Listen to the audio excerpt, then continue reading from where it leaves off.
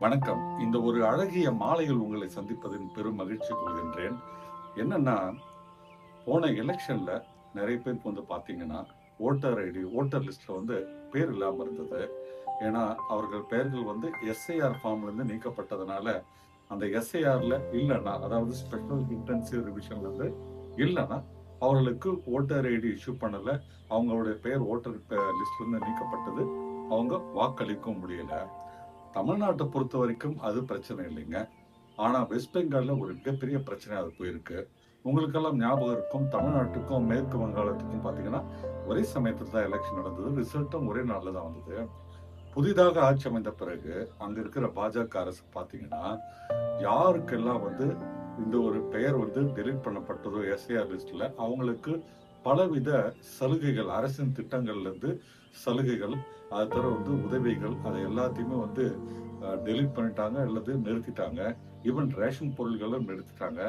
அதனுடைய அடுத்த ஒரு பிக்கஸ்ட் ஸ்டெப்பா என்ன பண்றாங்கன்னா, அந்த ஒரு வெஸ்ட் பெங்கால் போலீஸ் பாஸ்போர்ட் ஆபீஸ்ல புதிதாக பாஸ்போர்ட் அப்ளை பண்ணவங்களுக்கும், அதே மாதிரி பாஸ்போர்ட் ஆபீஸ்ல ரினியூவல் பண்றவங்களுக்கும், அந்த பாஸ்போர்ட் எக்ஸ்பயர்டு பாஸ்போர்ட்டை ரினியூவல் பண்றதுக்கும் அவர்கள் அந்த ஒரு வெஸ்ட் பெங்கால் போலீசார் அவர்கள் பெயர்கள் எஸ்ஏஆர் லிஸ்ட்ல இல்லைன்னா, அந்த ஒரு போலீஸ் அதற்கான அப்ரூவல் கொடுக்கல. அதற்கு பேர் பாத்தீங்கன்னா அட்வர்ஸ் ரிப்போர்ட். போலீஸ் இந்த ஒரு நபரின் பெயர் எஸ்ஐஆர் லிஸ்ட்ல இல்ல, ஓட்டர் லிஸ்ட்ல இல்ல.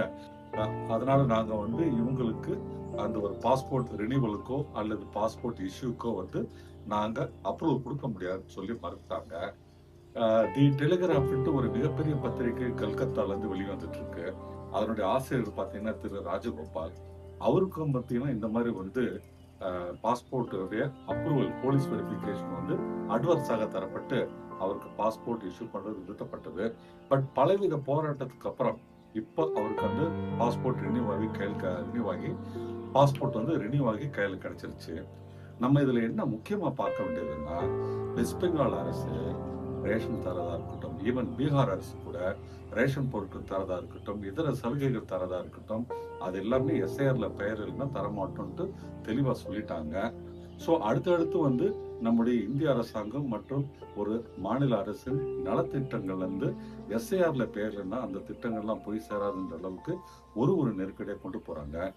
சென்ற எலெக்ஷன்ல நீங்க ஓட்டு அளிக்கல, ஏன்னா உங்க பெயர் அந்த எஸ்ஐஆர் லிஸ்ட்ல இல்ல, விடுபட்டு போச்சுன்னா நீங்க உடனே போயிட்டு அந்த ஃபார்ம் 6 கொடுத்தோ அல்லது புதுசா ஒரு ரீ அப்ளிகேஷன் போட்டோ உங்களுடைய பேரை அந்த ஒரு எஸ்ஐஆர் லிஸ்ட்ல அல்லது புது வாக்காளர் லிஸ்ட்ல இணைச்சுக்குங்க.